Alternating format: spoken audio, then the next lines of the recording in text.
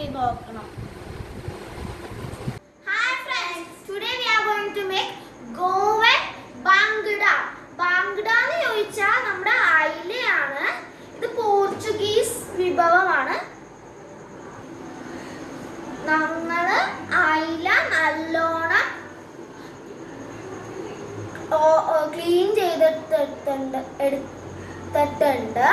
അത് കഴിഞ്ഞിട്ട് ഇത് കല്ലിലിട്ട് നല്ലോണം ഉരച്ചെടുത്തിട്ടുണ്ട്. അത് കഴിഞ്ഞിട്ട് ഞങ്ങള് ഇവിടെ രണ്ട് സൈഡിലും ഇതേപോലെ മുറിച്ചു കൊടുത്തിട്ടുണ്ട്.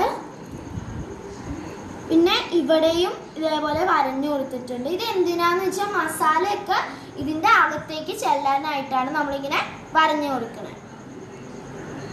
നമുക്ക് ഇതിന്റെ മസാലകൾക്ക് ആവശ്യമായ സാധനം നോക്കാം. ഒരു തക്കോലം,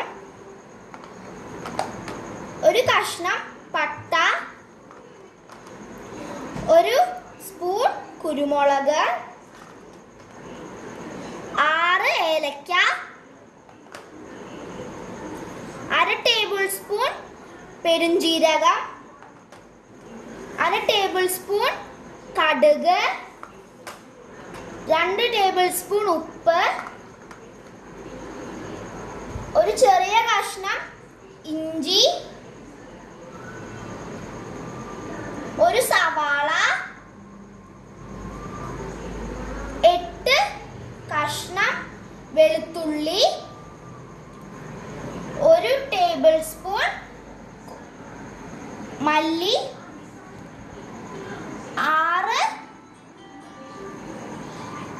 6 കഷ്ണം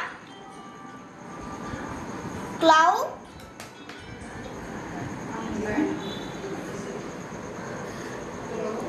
മുളക് വിനാഗിരിയിൽ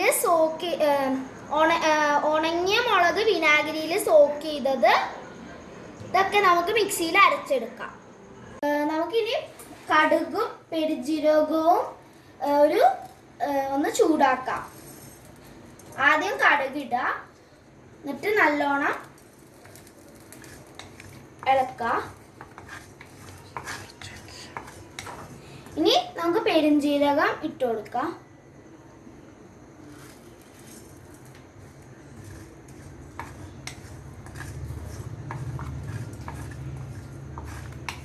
പെരുംജീരകവും കടുകും നമ്മൾ ഇതിനകത്തേക്ക് ഇട്ടിട്ടുണ്ട്. ഇനി നമുക്ക് ഇത് അരച്ചെടുക്കാം. നമ്മളെല്ലാം നല്ലോണം അരച്ചെടുത്തിട്ടുണ്ട്. ഇതൊന്ന് പേസ്റ്റ് ആവാൻ വേണ്ടി നമ്മൾ ഇതിലേക്ക് വിനാഗിരി ഒഴിച്ച് അരച്ചു കൊടുത്തിരിക്കുകയാണ്. ഇനി നമുക്ക് ഇതിലേക്ക് നമുക്ക് നമ്മുടെ അയിലയിലേക്ക് തേച്ച് കൊടുക്കാം. നമ്മുടെ ഈ അയിലയിലോട്ട് തേക്കുമ്പോൾ നമ്മൾ അതിൻ്റെ ഉള്ളിലൊക്കെ നന്നായിട്ട് തേച്ച് കൊടുക്കണം.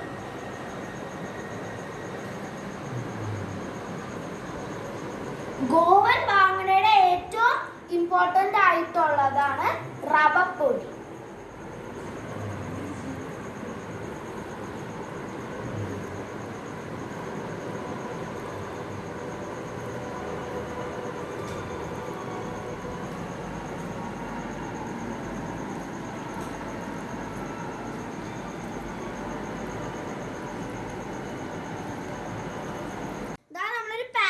എണ്ണ ചൂടാക്കാൻ വെച്ചിട്ടുണ്ട്. ഈ എണ്ണ ചൂടാകുമ്പോഴത്തേക്ക് നമുക്ക് നമ്മുടെ ബാങ്കണ റവയിലേക്ക് ഒന്ന് മുക്കിയിട്ട് എടുക്കാം.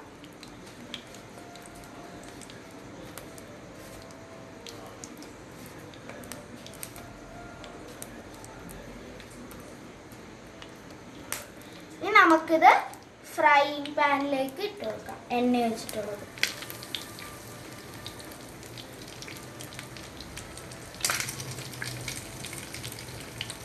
അതേപോലെ എല്ലാം ചെയ്ത് കൊടുക്കാം.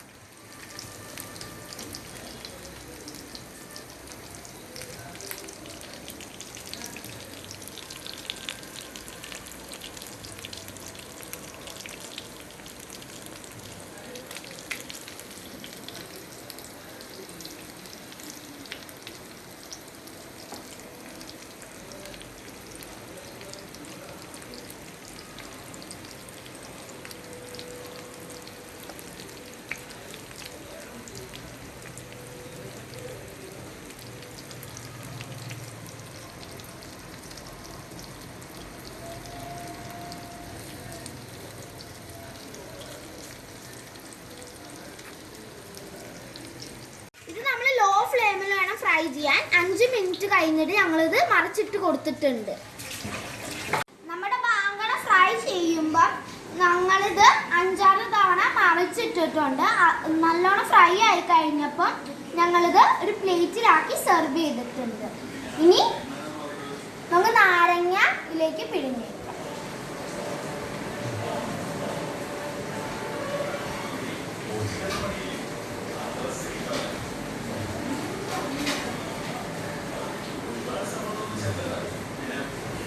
ടേസ്റ്റായി.